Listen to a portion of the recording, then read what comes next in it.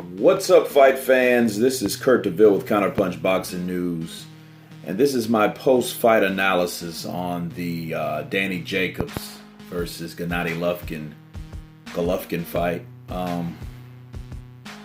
I've actually seen the fight 3 times, and I've had back and forth, reviews, and it's similar to Andre Ward and Kovalev.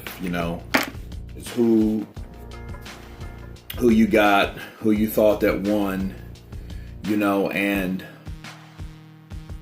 I did a recap on both on the fight night itself, but this post-fight analysis can really clear up a lot of things if anybody had any questions to me about the fight.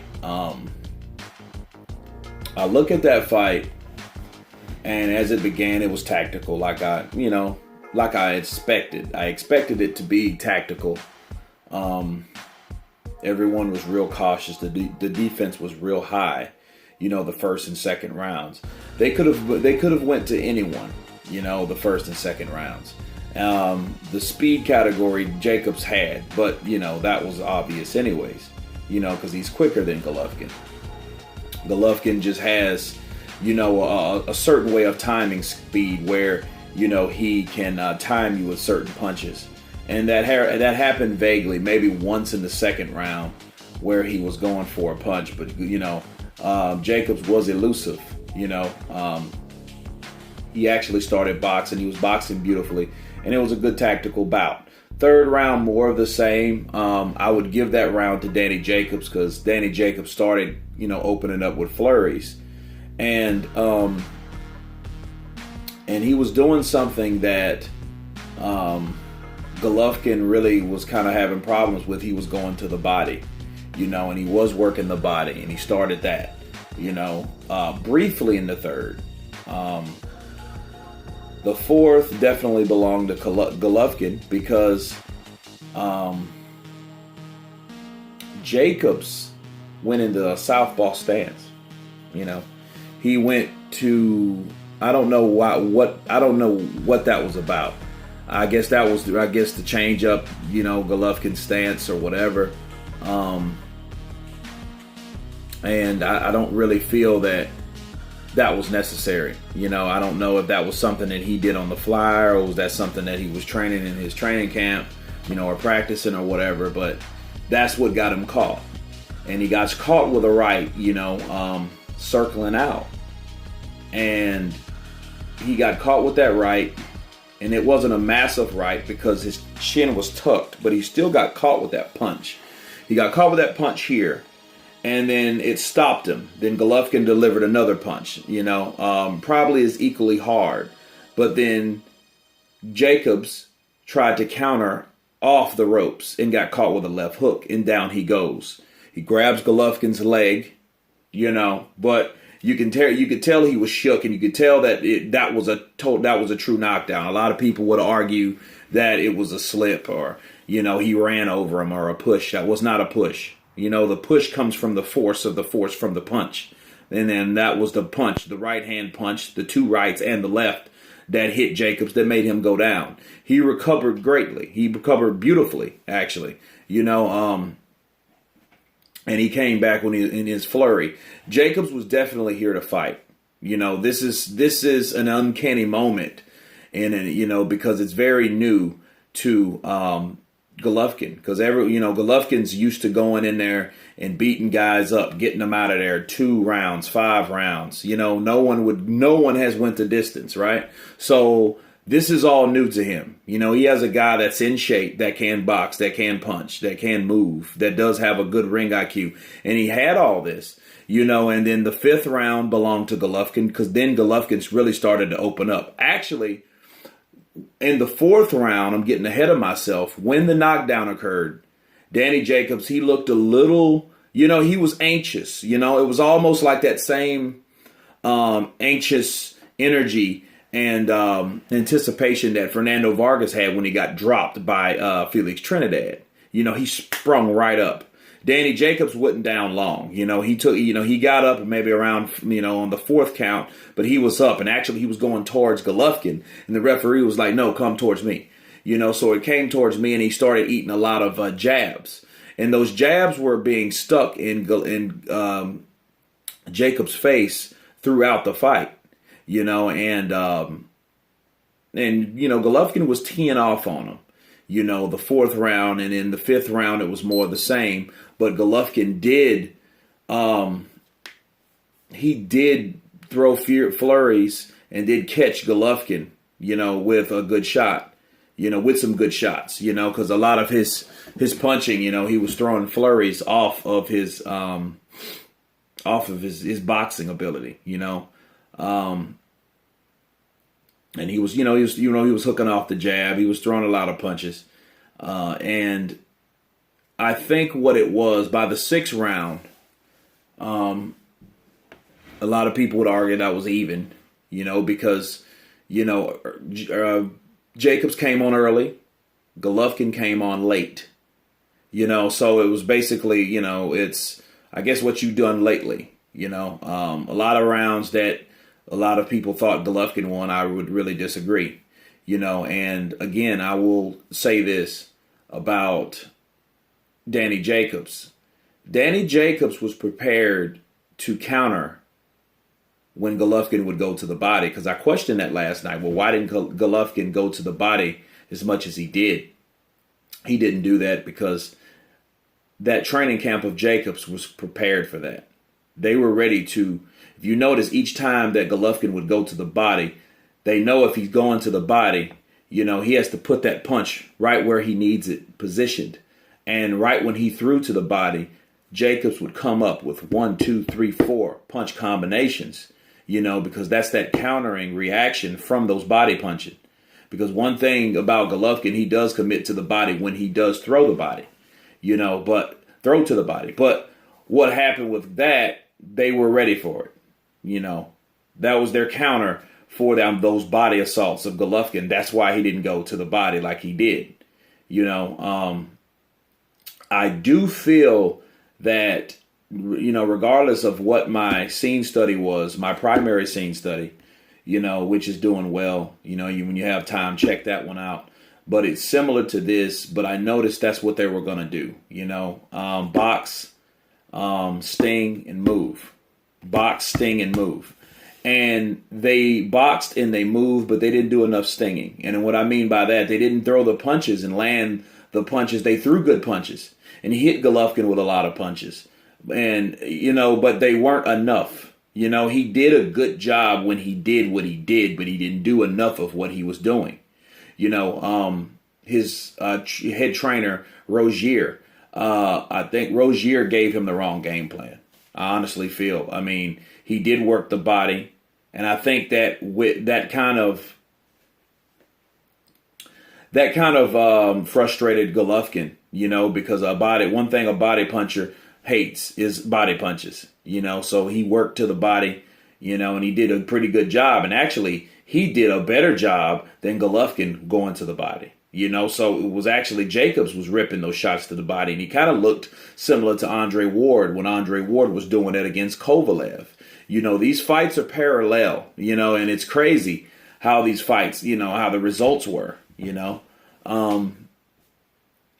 But Golovkin, I feel he should have still went to the body, because that would have, one thing that can nullify a boxer that can move like Jacobs, that has some good legs and good, foot movement, are body punches, and he doesn't have to throw them like he normally does, just throw them enough, to bring Jacobs' attention downstairs, and follow something upstairs, which at spots he did, but he didn't do that enough.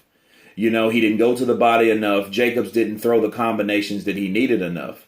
Both of these guys, that's what happens when you're at that elite level. So they're real hesitant to go into exchanges.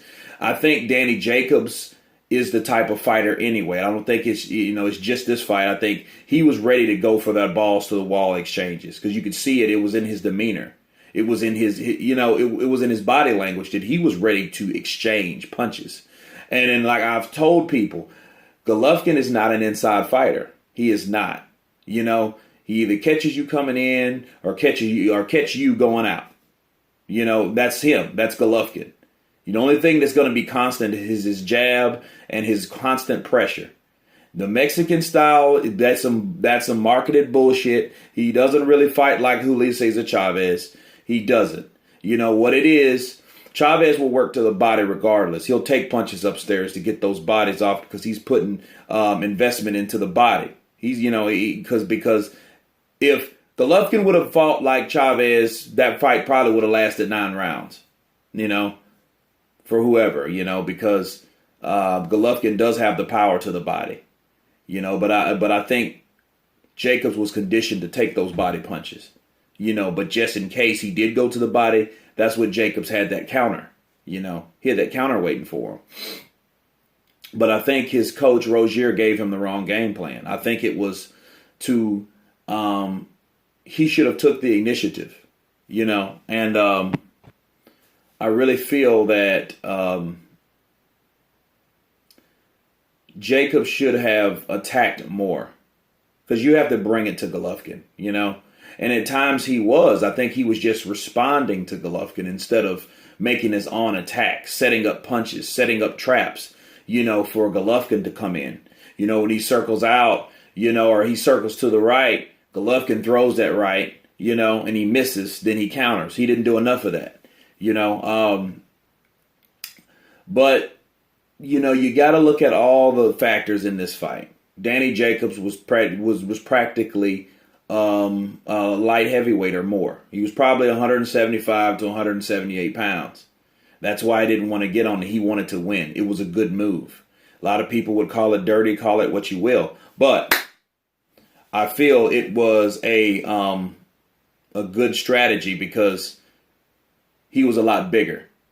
And Golovkin is used to not hitting guys and knocking them out. And I think that he was looking for that one shot. That one shot never came, And instead of him, setting up punches, I feel that if he moves up in weight, which I doubt that Golovkin's going to move up in weight. I think he's going to stay at 160 the whole time, But it does make you question, what if that was Canelo Alvarez in there?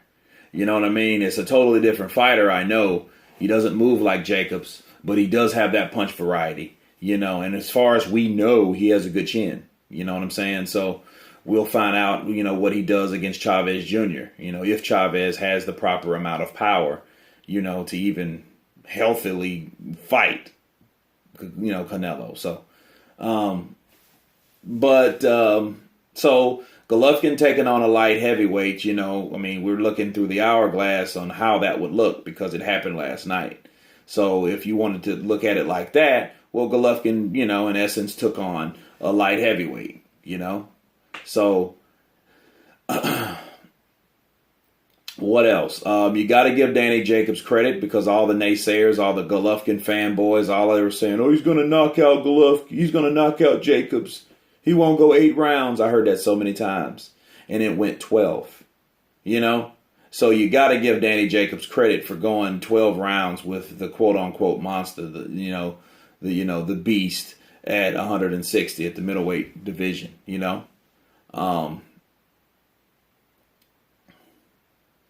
But I am kind of glad of how it was because, it's, because, we've seen a massive knockout last week, right? Lemieux knocked out Stevens, but this was more of tactical. This is what happens when you have the elite fighters. This is what Golovkin said he wanted, right? He said he wanted these type of fights, and now he has them. And now more and more people are going to want to fight him. And I bet you any kind of dollar that could, if he doesn't fight Daniel Jacobs again, and he should, that fight should happen again right after that. Not Billy Joe Saunders, no. He should fight Danny Jacobs again. Because anything that Danny Jacobs deserved, or accomplished today is a rematch. Or yesterday, rather. He deserves a rematch. Because, no one ever fought Golovkin like that. And now it's time for Golovkin to show his quality championship morals, like Floyd did, with a couple guys. You know what I mean? Like Roy Jones Jr. did. Like a lot of fighters that if it was close, they run it back. And it's time to do so. It's time to run it back. It's not time to go talk about Billy Joe Saunders because I do feel it is some unfinished business because the way this fight was fought, you know, if you have any doubt in people's mind, you fight again. That's the true championship blood inside you. You know, that's how it is. But I do respect what Golovkin says. Yes, he'll give him a rematch. That's how real champions do it. So you only got to respect that, you know, and other fighters can learn from that. But he has to stick with what he says. If he's going to give Jacobs a rematch, he needs to give him one. If he says that, he needs to do it. You know, because Jacobs fought his heart out. A lot of guys didn't have him a chance. The guy beat cancer. You know, everyone said he was like 7-1. He was a 7-1 underdog, right? So give the man his rematch. He deserves that much. Because a lot of those exchanges, you know, Danny Jacobs won. But you got to go in there and beat him up. I remember Chris Eubank Sr. saying if he would have fought Golovkin, he would go in there to beat him up. You know, and if he ever fought, and now I'm looking at so many different other fights that could happen and transpire. You know, now if he fought Chris Eubank Jr., Chris Eubank Jr. is going to go balls to the wall. He's not going to be a Jacobs. It might not last quickly, but, you know, it's not going to last long because of the way is the fight. But Chris Eubank Jr. would make a valiant effort to get Golovkin out of there. He will go in there ripping uppercuts, and you know he's known for, you know, he's a sucker for those uppercuts because of how his high guard is, right? So I could see Chris Eubank Jr. getting him in the corner and just going to the body and just welling on him, you know, going in there to beat him up, you know, and I could see that happening. So, you know, I'm almost out of time, but you guys please subscribe. I'll hit you up with another video. We'll see what happens in this saga. This is Kurt DeVille with Counterpunch Boxing News. You guys been counterpunched. Peace.